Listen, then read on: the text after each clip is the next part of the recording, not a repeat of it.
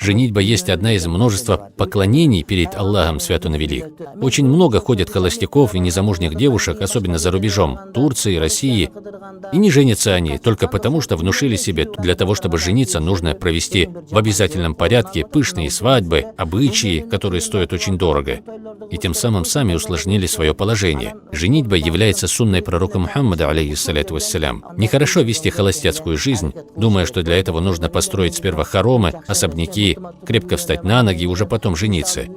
Нехорошо поддерживать такую жизнь в одиночестве. Люди полностью становятся счастливыми, когда все достигается общими усилиями. Именно в женитьбе есть благо.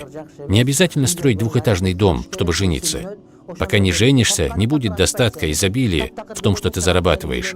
Девушкам положено выходить замуж только за мусульманина, а мужчинам можно жениться как на мусульманках, так и на христианках или иудейках, если они ведут праведный образ жизни.